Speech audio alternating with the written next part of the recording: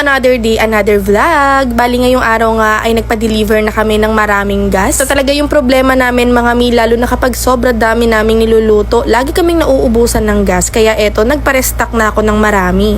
Dahil sa dami nga nang niluluto, 3 days lang ang tinatagal ng tangke namin. Kaya eto, nag-restock na kami ng marami. Anyways, eto nga yung continuation ng aming mga pa-order nung nakaraang araw. As usual, ganun pa rin yung mga pa-order namin. Maraming 3-5 bundle at may iba't ibang klase ng ulam. Saan kinukulang talaga kami ng supplies sa breast, kaya yung cordon bleu namin minsan on the spot na namin nagagawa. Pero mabilis lang naman makagawa ng cordon bleu dahil nga lagi na lang kami nagpapa-order nito, kaya nasasanay na lang kami sa routine. Madalas kasi talaga ay nahihirapan kaming kumuha ng supply ng chicken fillet, kaya naman madalas out of stock din talaga itong aming cordon bleu. Pakalaking tulong din kasi talaga sa amin mga mi yung aming steamer na malaki, kasi doon na namin iniluluto lahat ng mga ini-steam namin tulad ng puto, ng cordon bleu, ng siomai. Hindi rin magsaing doon sa aming steamer, pero hindi pa namin natatry mga mi, pero just in case na meron kaming lulutuin na sinaing na marami, susubukan din namin. Pag nag-i-steam kami mga mi sa aming steamer, bukod-bukod, kapag merong meat, binubukod po namin yung pag-i-steam. Kapag puto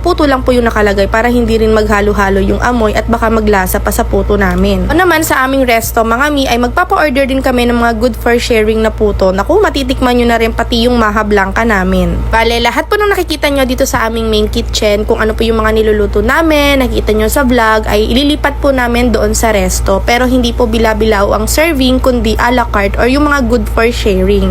Nakakatuwa lang din talaga sa part namin mga mi na na-share namin yung journey namin dito sa aming munting negosyo, at alam ko naman na marami sa inyo ang proud sa amin ni Daddy Ken. Siguro nga sa iba, kung napanood nyo yung aming journey, ay talaga namang matutuwa kayo sa naging resulta, kasi naman kapag nagluluto kami ng mga pa-order namin, nagtsatsaga lamang kami sa aming induction cooker. At ang matindi pa doon mga mi, wala kaming katukatulong ni Daddy Ken. Kaming dalawa lang talaga, at kung minsan nga dumating pa sa point na halos wala kaming tulog. Dahil sa sipag, tsaga, dedikasyon sa aming pagtatrabaho at saka sa pagpupush namin sa sarili namin na kaya naming itaguyod yung aming business. Eto mga mi, na kaming kitchen at magkakaroon pa kami ng isang resto. Talagang nakakatuwa lang yung improvement mula sa pinakamaliit na starting capital. Kahit papaano ngayon mga mi, medyo lumalaki-laki na rin yung aming kapital at itong aming negosyo, at sana nga makapag-expand pa kami sa mga susunod at sa ibang area naman. Ang pagsusumikap kasi namin sa negosyo mga mi ay hindi lang naman para sa amin at hindi lang din para sa family ko, kundi para na rin sa mga staff namin para tuloy-tuloy ang kanilang kita at meron silang pangsustento sa kanilang mga pamilya. Laking bagay ang Mami Rose Kitchen sa kanilang mga pang-araw-araw, kaya sana orderan nyo kami lagi ng orderan. Pero syempre kapalit nun ay ang magandang serbisyo na ibibigay namin sa inyo. Dati nga nung nag-uumpisa pa lang kami, kapag may pa-order kami ng isang client ng 3-5 bundle, naku, para sa amin napakarami na nun. At hindi ko lang din talaga lubos maisip mga mi na talagang darating kami sa point na bibigyan kami ni Lord ng napakaraming customer na hindi lang 3-5 bundle yung kaya nilang orderin, kundi halos lahat ng menu namin. Bukod sa pagiging masipag namin ni Daddy Ken, talagang nagdadasal ako mga mi na sana maging successful palagi yung ino-open namin na business. At talagang walang imposible mga mi basta pinag-pray mo yung isang bagay. At siguro mga mi, isa rin yun talaga sa mga dahilan kung bakit po kami ay palagi pa rin na-orderan o palagi pa rin may pumapasok na benta dito sa aming kitchen. Nakakatuwa rin kasi yung iba, pinupuntahan pa talaga kami mismo dito sa aming subdivision. Simula kasi nung nag-close ang aming pizza ay nag-home-based business na lang po kami mga mi, kaya nakakatuwa lang kasi talagang sinasadya ng ibang mga customer namin na puntahan kami dito para mag-walk-in. In God's will and in God's perfect time mga mi, for sure ganito rin yung mangyayari sa business nyo. Tsagain nyo lang talaga mga mi, tsaka pray lang ng pray na maging successful tayo. Hindi pa man kami ganun kalaki mga mi, pero masasabi ko na napakalayo na namin sa naumpisahan naming negosyo. Na nga makapag-branch pa kami sa ibang lugar mga mi, lalo na yung malalayo sa amin. Pero sa ngayon, masaya kami mga mi na nakapag-expand ulit kami ng panibagong negosyo, panibagong branch ng Mami Rose Kitchen. Sana puntahan nyo kami sa aming bagong pwesto mga mi at kumain po kayo doon at mag-dine in. Sobrang saya lang din mga mi dahil na-share namin yung journey namin dito sa aming munting negosyo at marami kaming nai-inspire na tao at mga followers namin.